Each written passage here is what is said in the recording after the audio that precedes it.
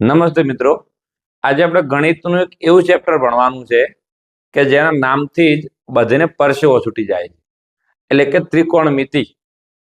હા, પ્રકરણ નંબર 8 ત્રિકોણમિતિનો જે પરિચય છે એની આપણે શરૂઆત કરવાની છે.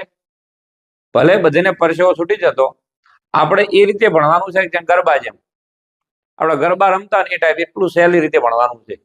બરાબર? તો જે પ્રકરણનું નામ છે ત્રિકોણમિતિનો પરિચય, એટલે કે ત્રિકોણમિતિની વાત કરીએ તો ત્રિકોણમિતિની નામની અંદર જ છુપાયેલા શબ્દો જો શોધી કાઢીએ તો ટૂંકમાં ત્રિકોણની 3 બાજુઓનો માપના આધારિત પ્રશ્ન હશે બધા. અને એમાં પણ 8મું ચેપ્ટર એટલે કે ત્રિકોણમિતિનો પરિચય અને 9મા ચેપ્ટરમાં આપણે એનો ઉપયોગ રોજિંદા જીવનમાં કઈ રીતે ઉપયોગી છે એના વિશે, એટલે કે ત્રિકોણમિતિનો ઉપયોગ પ્રકરણ નંબર 9 છે.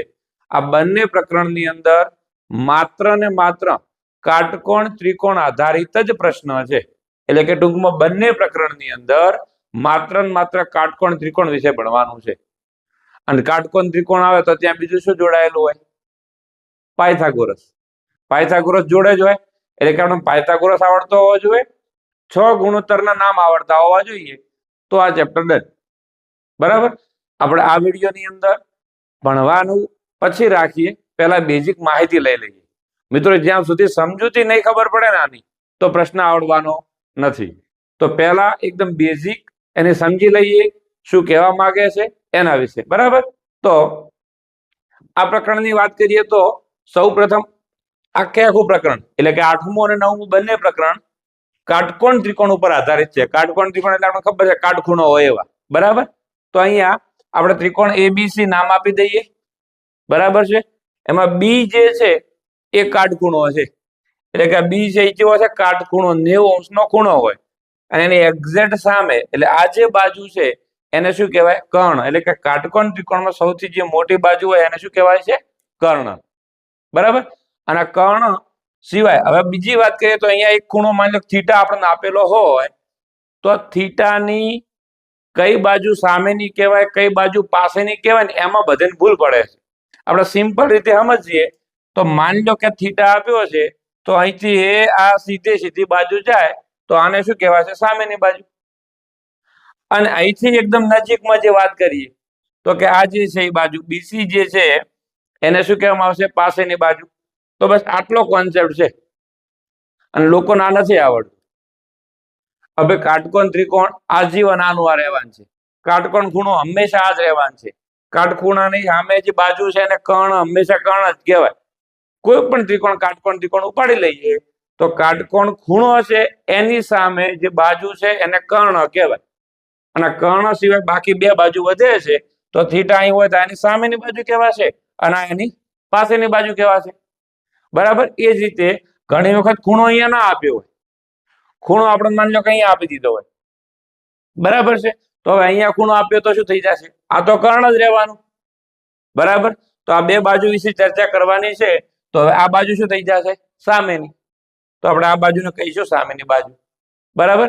હવે એક બાજુ વધી આવે, કારણ કે આ તો કર્ણ છે, તો આ બાજુ શું કહેવાય? એટલે કે આ જે બાજુ છે નજીકમાં એને કહેવામાં આવશે પાસેની બાજુ. એટલે આ જે બાજુ છે એ પાસેની બાજુ થઈ જશે. જો આટલું ખબર પડે એટલે લગભગ ઘણું ખરું તમને આમાંથી આવડી ગયું કહેવાય. બરાબર? કારણ કે આખે બધા પ્રકરણની અંદર એટલે 8મું 9મું બંને પ્રકરણની અંદર સંપૂર્ણ આના ઉપર છે. સામેની બાજુ કેને લેવાની, પાસેની બાજુ કેને લેવાની, કર્ણ કોને લેવાનો, બધાને આમ જ તકલીફ પડે છે. અને જો તમને આ સમજણ પડી જાય એટલે મેં કીધું એમ કે ઘણું ખરું આપણને આવડી જેવું માની લેવાનું. બરાબર છે? ચલો હવે જોઈએ આગળ. તો કે આ પત્યા પછી આપણે આ પ્રકરણની અંદર કુલ 6 ગુણોત્તર ભણવાના છે. અને આ ગુણોત્તર આપણે 6 થી 9મા સુધી એટલે ટૂંકમાં કે અત્યાર સુધી આપણે ક્યારેય નામ નથી સાંભળ્યા. એટલે પહેલી વખત આપણે જયારે ગુણોત્તર જોઈશું એટલે આપણને ઓકવર્ડ લાગશે કે આ બધું શું છે એમ. બરાબર? પણ ધીમે ધીમે જેમ જેમ આપણે દાખલા ગણતા જઈશું, પ્રેક્ટિસ થતી જશે એટલે બધું આવડી જશે. સીધી વસ્તુ છે, પહેલી વખત જોવાથી કશું ક્યારેય આવડતું નથી. તો ચલો અહીંયા જોઈ લઈએ. પહેલો એક ગુણોત્તર છે સાઇન થીટા. શું આવશે? Sine theta. બીજો એક છે કોસ થીટા. બીજો છે કોસ થીટા. અને ત્રીજો છે ટેન થીટા. બરોબર? સાઇન થીટા, કોસ થીટા અને ટેન થીટા, આ ત્રણ ગુણોત્તર. હવે ત્રણના ઊંધા એટલે વ્યસ્ત શું છે? વ્યસ્ત એટલે કે સાઇન થીટા નો વ્યસ્ત બીજો છે એટલે કે cos theta, sorry cosec theta. શું આવશે? Cosec theta. કોસ થીટા નો ઊંધો સેક થીટા. શું આવશે? Sec theta. અને ટેન થીટા નો ઊંધો છે એટલે કે વ્યસ્ત છે કોટ થીટા. એટલે કુલ આપણે 6 ગુણોત્તર યાદ રાખવાના છે. કયા કયા? Sine theta, cos theta, tan theta, cosec theta, sec theta અને cot theta. Sine cos tan, cosec sec cot, sine cos tan, cosec sec cot. આ રીતે વારંવાર બોલવાથી યાદ રહી જશે. હવે આ જે 6 ગુણોત્તર છે એના પાછળ સૂત્ર આવશે. એટલે જો ગુણોત્તર નામ યાદ નથી રાખવાના, સૂત્ર યાદ રાખવાના છે. એટલે ગુણોત્તર તો ખાલી આપણે સેમ્પલ પૂરતું જોઈએ યાદ કરવા માટે. યાદ કરવાની ટ્રીક મેં હાલ કીધી. ફરીથી એકવાર આપણે જુઓ છીએ. સાઇન, કોસ, ટેન, કોસેક, સેક અને કોટ. બરાબર? થોડાક સમય માટે જરા ચેપ્ટર ભણતા હોય એટલે પેલું કહેવાય ને કે ખાતન, રમતન, ઊંઘતન, જ્યાં જેવો તાર બોલતું રહેવાનું. શું બોલવાનું? Sign cos tan, cosec sec કોટ. બરાબર? ચલો હવે આગળ જોઈએ.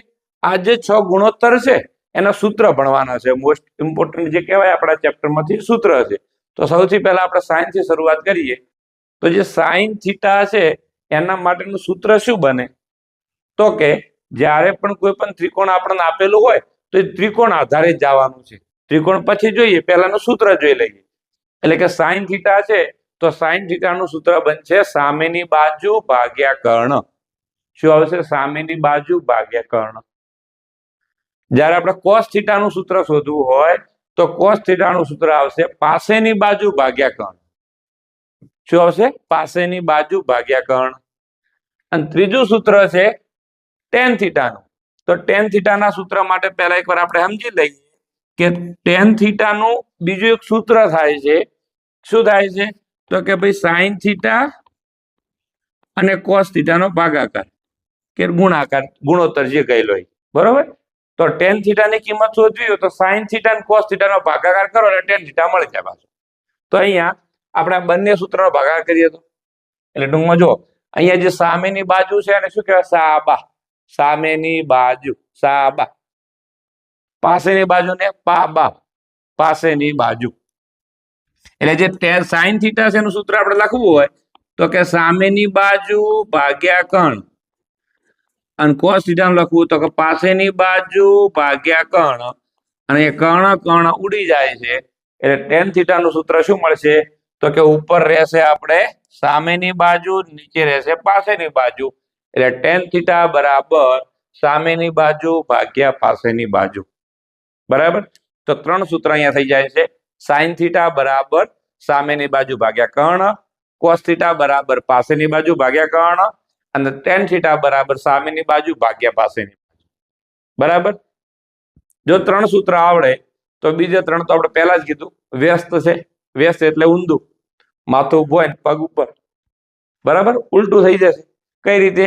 તો ચલો સાઇન કોસ ટેન પતી ગયું. હવે કોસેક સેક અને કોટ જોવાનું છે.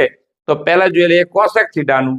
તો કોસેક થીટાનું ઊંધું, સાઇન થીટા જે તો એનું ઊંધું એટલે કે કર્ણ હશે ક્યાં જતો રહેશે? ઉપર. અને સામેની બાજુ ક્યાં આવશે? નીચે.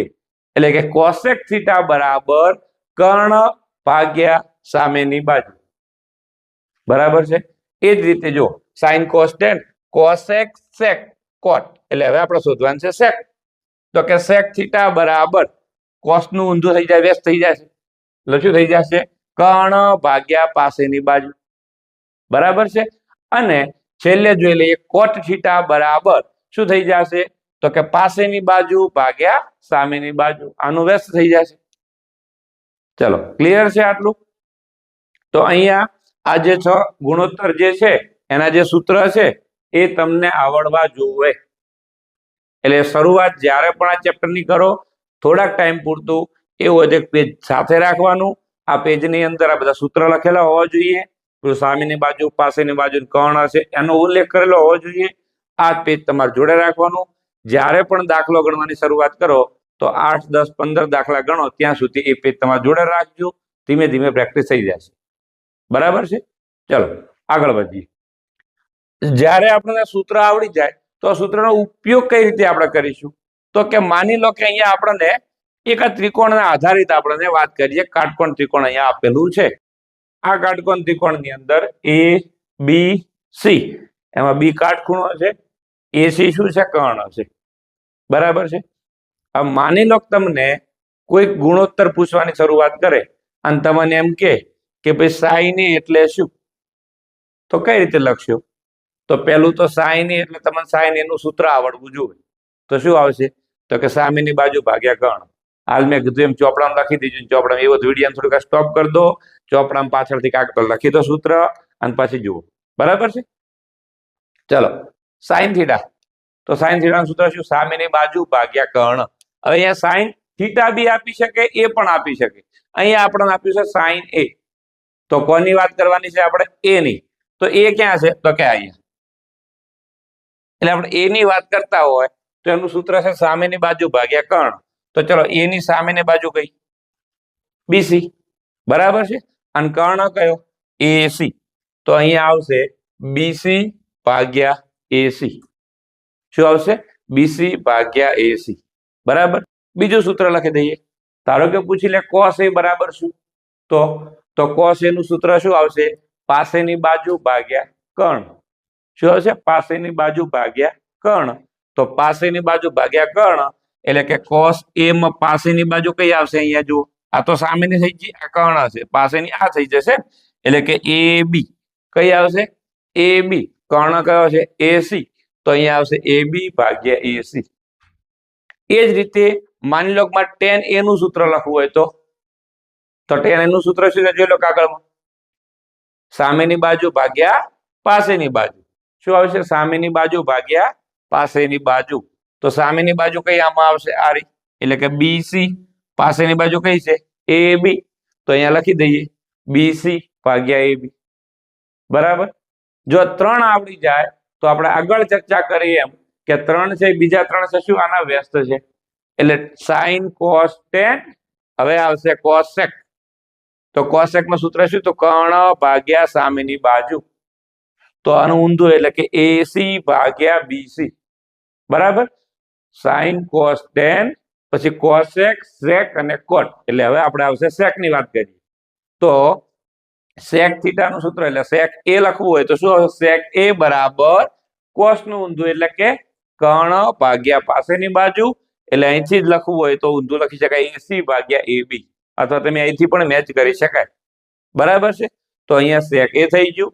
અને છેલ્લું જોઈ લઈએ આપણે કોટ એ બરાબર શું આવશે? tan નું ઊંધું સામેની ભાગ્યા પાસેની હતું. અહીંયા શું થઈ જશે? પાસેની ભાગ્યા સામેની. એટલે અહીંયા ફરી જોઈ લઈએ કોટ એ જે છે તો પાસેની બાજુ ભાગ્યા સામેની બાજુ. પાસેની બાજુ કઈ આવશે? એ બી. અને સામેની બાજુ આવશે બીસી. એટલે અહીંયા આવશે એ બી ભાગ્યા બીસી. અને tan એનું ઊંધું થતું હોય. બરાબર છે. ચલો, હવે ઘણી વખત તમને એવું પૂછી લે અહીંથી આ જે એ વાળી બાજુ છે એનું પૂછી લીધું, પણ કદાચ તમને એવું પૂછી લે તો સી થી. મતલબ કે માની લો તમને એમ કહી દે સાઈન સી. તો સૂત્ર તો એનું જ રહેવાનું. શું હશે? સામેની બાજુ ભાગ્યા કર્ણ. સામેની બાજુ ભાગ્યા કર્ણ. પણ હવે જયારે આપણે વાત સી ની કરીએ છીએ તો સામેની કઈ આવશે? એ બી. અને કર્ણ કયો આવશે? એસી. એટલે કે એ બી ભાગ્યા એસી. જો અહીંયા આ બદલાશે. આ જે છે ને એ બદલાય. બરાબર. બાકી સૂત્ર તો આપણે એનું એ જ રહેવાનું. ક્લિયર છે? ચલો આગળ જોઈએ. સાઈન સી પતી ગયું. હવે જોઈ લઈએ કોસ સી. તો કોસ સી નું સૂત્ર શું આવશે? પાસેની બાજુ ભાગ્યા કર્ણ. અને અહીંયાથી ચલો કોસ સી પાસેની શું આવશે? બીસી ભાગ્યા કર્ણ એટલે એસી. બીસી ભાગ્યા એસી. ચલો એ જ રીતે tan સી. તો tan સી નું સૂત્ર શું આવશે? તો કે tan નું કીધું છે સૂત્ર. તો સામેની બાજુ ભાગ્યા પાસેની બાજુ. સામેની કઈ છે આમાંથી? સી ની વાત છે. સામેની એ બી ભાગ્યા પાસેની એટલે બીસી. બરાબર. ફરીથી અહીંયા ઊંધું જેમ વ્યસ્ત કર્યું તે રીતે લખી શકાય, અથવા આના આધારે લખી શકાય. સાઈન સી પતી ગયું. Cosec C. તો આનું ઊંધું કર્ણ ભાગ્યા સામેની બાજુ એસી ભાગ્યા એ બી. પછી કોસેક બધું સાઈન કોસ tan કોસેક પતી ગયું. હવે સેક આવશે. એટલે અહીંયા સુધી લે સેક અને સી.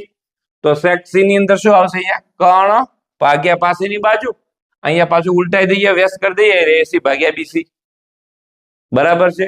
ચલો એ જ રીતે tan c છે, હવે આવશે cot c. તો cot c નું સૂત્ર શું આવશે? પાસેની બાજુ ભાગ્યા સામેની બાજુ, અને અહીંયા માપ થઈ જશે BC ભાગ્યા AB, બરાબર. તો મિત્રો આ રીતે આપણને જે ગુણોત્તર આપ્યા છે A B C, આ રીતે એનો આપણે ઉલ્લેખ કરવાનો છે. ઘણી વખત તમને અહીંયા આ tan c જે છે એની જગ્યાએ તમને એવું આપી દે tan થીટા, તો થીટા તો છે જ નહીં કે, તો થીટા તમારે જાતે મૂકી દેવાના. ક્યાં મૂકવા છે? અહીંયા જ્યાં મૂકવા હોય, ખાલી કાટકોણ છે ત્યાં તમે ના સંછેડા કરી શકો, બાકી તમે માની લો થીટા અહીંયા મૂકી શકાય, આ થીટા. તો અહીંયા tan થીટા જોવું તો થીટા અહીંયા છે, તો અહીંથી જ જોવાનું. મતલબ જેમ તમે tan a માં જોયું હતું એનું એ જ અહીંયા tan થીટામાં થવાનું છે, બરાબર છે. કોઈ જાજો ફરક છે નહીં. તો આટલું આપણને ધ્યાન હોવું જોઈએ કે 6 ગુણોત્તર ઉપરથી કઈ રીતે આપણે એના સૂત્ર પ્રમાણે દાખલા ગણવા. સૂત્ર આવડશે તો એના માપ લેતા આવડશે, અને જો માપ લેતા આવડશે તો આગળ દાખલા પણ આવડશે, બરાબર છે. ચલો હવે આગળ વધીએ. હવે આપણે આ ચેપ્ટરની અંદર મેં પહેલા જ કીધું કે જ્યારે કાટકોણ ત્રિકોણ હોય તો પાયથાગોરસનો પ્રમેય હોય ને હોય, બરાબર. તો કાટકોણ ત્રિકોણની વાત કરતા હોય જો પાયથાગોરસ પ્રમેય ના હોય બને, તો પાયથાગોરસના પ્રમેયની વાત કરી લઈએ તો આપણે અહીંયા અલગ અલગ પ્રકારના કાટકોણ ત્રિકોણ આપ્યા છે. અલગ અલગ પ્રકારના મતલબ કે નામ અલગ અલગ આપ્યા છે. કાટકોણ ત્રિકોણમાં તો એક તો ખૂણો 90 નો જોવાનો, બરાબર છે. તો અહીંયા ચલો કાટકોણ ખૂણો B છે, અહીંયા A છે, અહીંયા C છે, અને અહીંયા Q છે. તો આટલા અહીંયા કાટખૂણા પ્રમાણે ત્રિકોણ આપણને આપ્યા છે. પહેલું છે ABC, આ ABC, આ ABC, અને આ છે PQR. તો અહીંયા આપણે પાયથાગોરસનું વિધાન બનાવવું કઈ રીતનું બનશે? પાયથાગોરસનું વિધાન શું કહે છે, મતલબ પાયથાગોરસ શું છે? તો કે પાયથાગોરસ, ખાસ ધ્યાન આપજો, પાયથાગોરસ એટલા માટે ઉપયોગ આપણે કરીએ છીએ કે જ્યારે કાટકોણ ત્રિકોણમાં આપણને બે બાજુ આપેલી હોય અને ત્રીજી બાજુ આપણે શોધવી હોય તો કાટકોણ ત્રિકોણમાં પાયથાગોરસના નિયમનો ઉપયોગ કરીએ છીએ, બરાબર. ફરીથી સાંભળજો કે કાટકોણ ત્રિકોણમાં કોઈ પણ બે બાજુ, એટલે કે 1 2 3, 1 2 3 જે બાજુઓ છે એમાંથી કોઈ બે બાજુ આપી હોય અને ત્રીજી બાજુનું માપ શોધવું હોય ત્યારે આપણે પાયથાગોરસનો નિયમ ઉપયોગ કરીએ છીએ.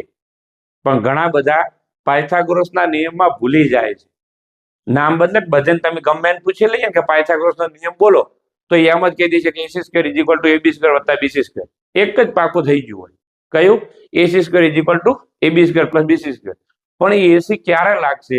કે જ્યારે કર્ણ આપણી જોડે AC હોય. જેમ કે એની વાત કરીએ AC છે તો તમે બોલ્યા સાચું, પણ હવે આવું ત્રિકોણ આપી દીધું PQR, આમાં AC છે જ નહીં કે.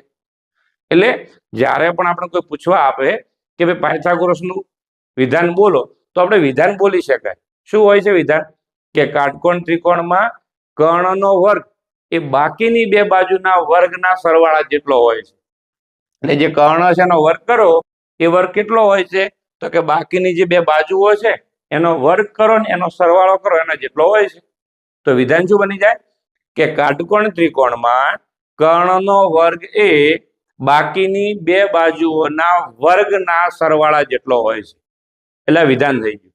અત્યારે આપણને વિધાન કઈ પૂછાતું નથી, પણ વિધાન ઇમ્પોર્ટન્ટ છે કારણ કે વિધાનના આધારે જ આપણે આકૃતિ બનાવી શકશું ને, બરાબર છે. ચલો અહીંયા વાત કરીએ હવે. તો આ ત્રિકોણ જે છે એમાં કાટકોણ ત્રિકોણનો જે પાયથાગોરસનો પ્રમેય લાગુ પાડવો છે તો કયું શું બનશે? જુઓ તો અહીંયા AC કર્ણ છે એટલે કે AC નો વર્ગ બરાબર શું આવશે? AB નો વર્ગ વત્તા BC નો વર્ગ.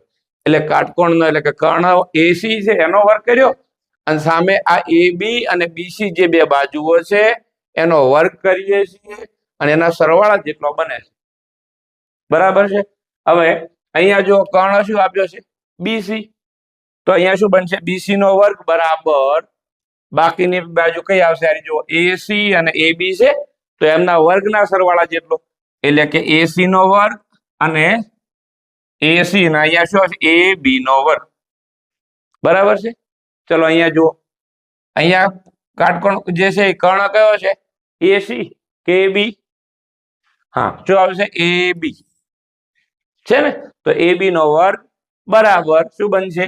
બે બાજુ એક તો એસી ને એક બીસી, તો અહીંયા લખી દઈએ એસી નો વર્ગ વત્તા બીસી નો વર્ગ. અહીંયા આપ્યું હોય તો કર્ણ શું છે? પીઆર. આ કાટખૂણો બને છે. કાટખૂણો ક્યારે કઈ રીતે ઓળખવાનો? જ્યાં એક્ઝેક્ટ આ રીતના બે હોય, આ 90 નો બનતો એ કાટખૂણો, એની સામે હોય કર્ણ. બરાબર, તો અહીંયા કર્ણ શું છે? પીઆર, એટલે કે પીઆર નો વર્ગ બરાબર બે બાજુ કઈ છે? એક તો પી ક્યુ ને ક્યુઆર, એટલે કે પી ક્યુ ને ક્યુઆર નો વર્ગ કરો, એનો સરવાળો. આટલું આવડે એટલે આ ચેપ્ટર પૂરું. પૂરું મતલબ આની બાર વિશેષ કંઈ વધારે શીખવાનું થતું નથી. જો આટલું આવડી જાય તો તમે પ્રશ્ન સ્વાધ્યાયને આરામથી ગણી શકાય. બરાબર છે. તો હવે પછી આગળ ઉદાહરણ 1 શરૂ થાય છે, એટલે આપણે એ આગળના વિડીયોમાં રાખીએ. આ વિડીયોમાં આટલું રાખીએ. બરાબર છે. જો તમે આ વિડીયો યુટ્યુબમાં જોઈ રહ્યા છો તો અમારી ચેનલને લાઈક કરો, સબસ્ક્રાઇબ કરો અને વધુમાં વધુ શેર કરો. અને હા, આ વિડીયો કેવો લાગ્યો કોમેન્ટ જરૂર કરજો. આભાર.